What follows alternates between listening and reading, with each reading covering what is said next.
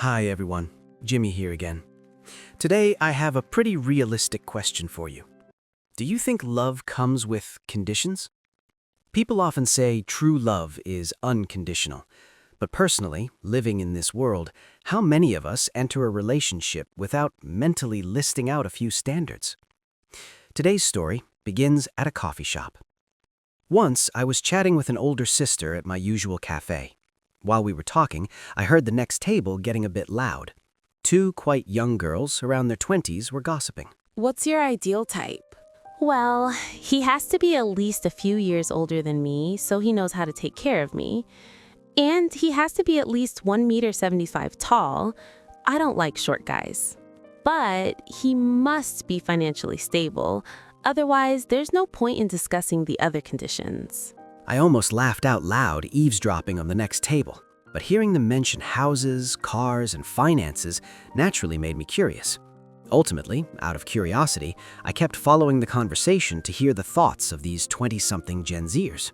I've dated rich men before. Even though rich men often lack sincerity, I wouldn't regret it even if I got played. I'd rather be deceived by a rich man than date a poor one. It perfectly matches the classic saying, "I'd rather cry in a BMW than smile on a bicycle." I thought about that quote. Is it really worth it, trading your happiness just for material things? But thinking about it again, I never judge other people's lives, because if a person can't realize it themselves, whatever an outsider says is useless. As long as they feel it's the life they want, it means they are happy with their own conditions, as long as it doesn't affect anyone else. At that moment, I turned to the sister I was with. "What about you?"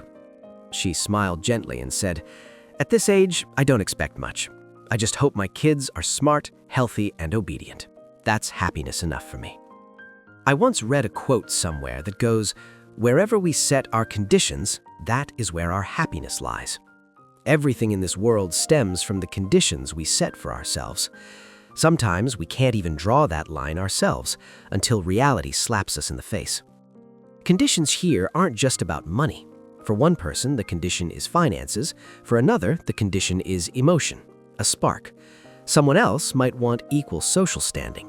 In the end, it's all about weighing and calculating. But there's a harsh truth. The conditions we set when we fall in love usually can't save us when we get married. I once asked a guy friend of mine who was quite financially stable with a bright career, "Hey, what are your conditions for choosing a wife?" He answered extremely briefly, without hesitation. "She just needs to be beautiful." And that very same friend, a few years after getting married, the couple took each other to court. I asked out of curiosity, and he sighed heavily. "I can't stand her personality anymore. We've been married this long and she doesn't know how to cook a single meal. We either eat out or I have to drag myself into the kitchen." I asked back, "Wait, when you guys were dating, didn't you know she couldn't cook?" He nodded wearily. "Of course I knew. I don't know why, but back then I even beat my chest and said, 'Don't worry, in the future, I'll take care of the cooking.'" Hearing that, I couldn't help but burst out laughing. Well, you got exactly what you wished for. You wanted a beautiful wife? You got a beautiful wife. What are you complaining about now? But deep down, I understood. If his wife suddenly went to learn how to cook, would their marriage still fall apart? My answer is naturally yes. Because when the other conditions in a marriage can't be met, the wife not knowing how to cook is just the straw that broke the camel's back, a perfect excuse to end the endurance. We humans are full of contradictions. Men often demand women to be understanding, obedient, gentle, and capable. They want someone brave enough to cross mountains and forests with them, but when they get home, she must be perfectly cultured and cook delicious meals. Are these expectations perhaps too cruel for a woman? And women? Women expect men to be romantic, caring for their every little need, but at the same time, they must be financially stable with a brilliant career. They want a lover who treats them like a precious gem, but also demands he has enough free time to be by their side. Are these expectations perhaps too impossible for a man? When demands and expectations exceed the limit, if they're not met, dissatisfaction will arise. Having needs in love is completely normal, but the important thing is whether both sides can understand each other's limits and conditions to find a compromise. Everyone has their own way of perceiving happiness. The conditions you set reflect your own values and desires.